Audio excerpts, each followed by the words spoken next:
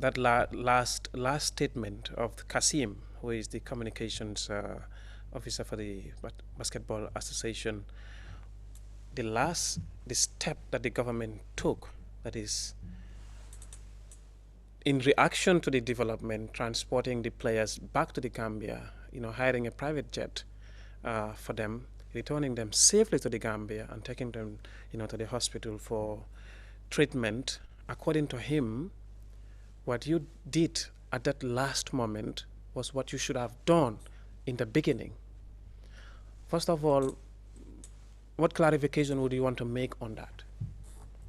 Good morning, Chair, Minister. Doctor, and everybody that's watching. Well, it's good to be here. We asked to whether we should have done that or not. That's something else.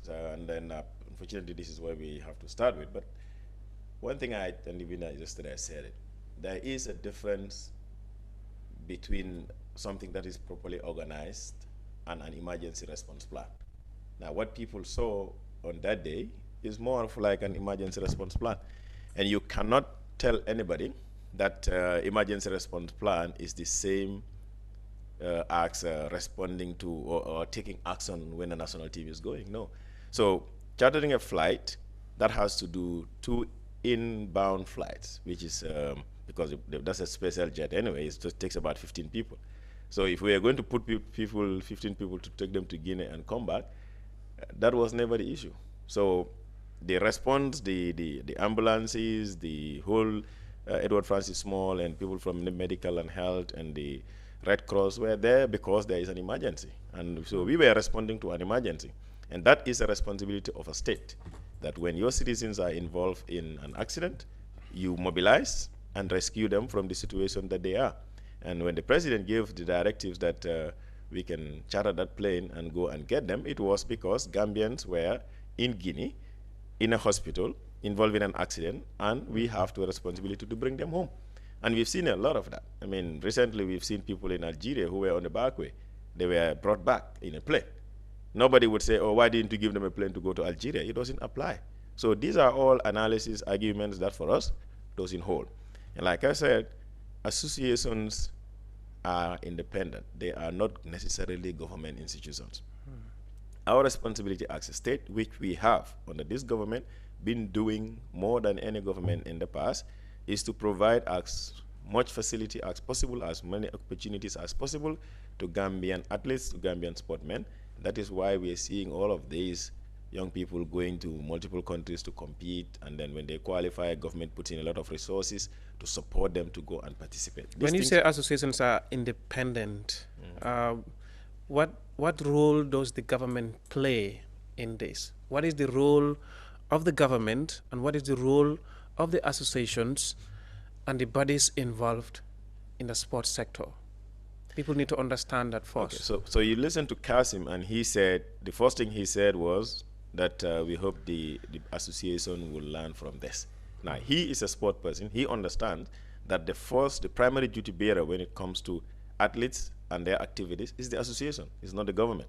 And that is why he said that. Now, people who probably are not in sport don't understand the correlation between NSC, which is the Sport Council, the ministry, and the associations are the ones that believe that the government is the one that hired the boss to take people. It doesn't work like that. What happened is, these are associations, and when we say private, meaning that people decided to come together to form an association and call it Basketball Association, and they register clubs.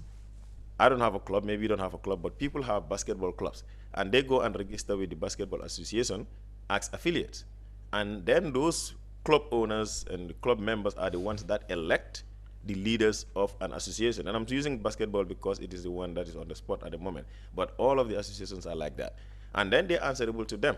Our role as a government is, of course, we have the regulatory part, which is to ensure that there are laws, there are policies supporting sports and sport development in the country. We invest in infrastructure, like Dr. said. And then when they have an international competition and we are involved, we fund it. Sometimes their international federations give them partial funding. Government gives a partial funding.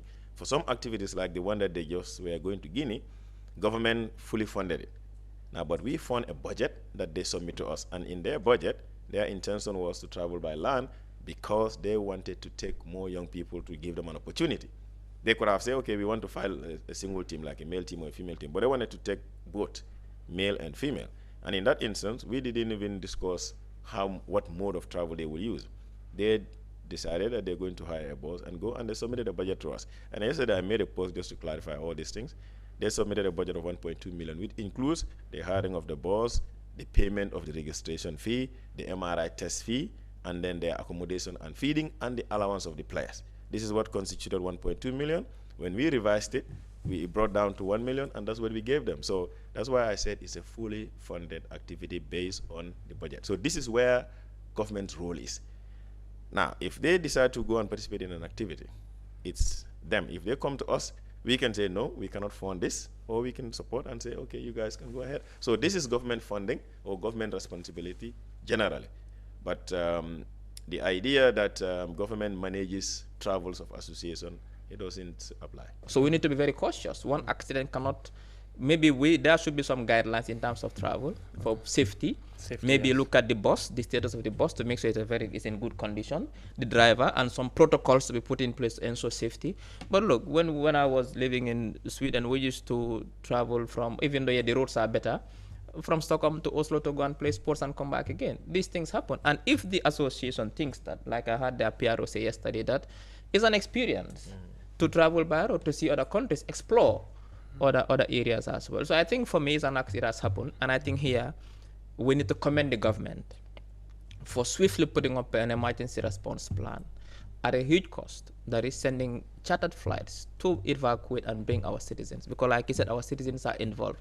But the prior arrangement, let's assume for the sake of assumption that there was no accident, and they had gone and won the trophy, we'll be celebrating. Nobody will be talking about the fact that they went by road. Nobody will be talking about it, because there's an accident. And that is why it is an accident. Is to learn from it, come up with new travel protocols. Even though they are association, the ministry will do that. But for me, I think it's to commend the government for making a swift move but government bears no responsibility in this case, because these are private associations, private clubs part of it. They are going to supported also by government. Yes, they and government even supported them with $1 million. The support is because, like you said, they are representing the country, and we do that with most of these associations in the country, especially those that are considered priority sports. They have support from government. And that's what I said, that if anything, is the government should be commended for giving opportunity to Gambian young people. If you ask basketball, they would tell you that in the past, they even never thought of going anywhere. If they go, it will probably be Senegal. And then because the support was not there, the same thing applies with volleyball, the same thing with judo, the same thing with taekwondo. It was only football that everybody knew, and even with that, government was putting in very little money. Yes. But now government is putting in a lot of money because we want our young people to participate, we want qualification. However, yes, that does not mean that logistical arrangements are on us. Our responsibility is to finance, provide the necessary documentation to support their travels. If they need visas, we help them facilitate that. But all of this is because there are Gambian associations registered and recognized in the Gambia, operating on behalf of the people of the Gambia, yes, but not necessarily Gambia government sanctioned trips.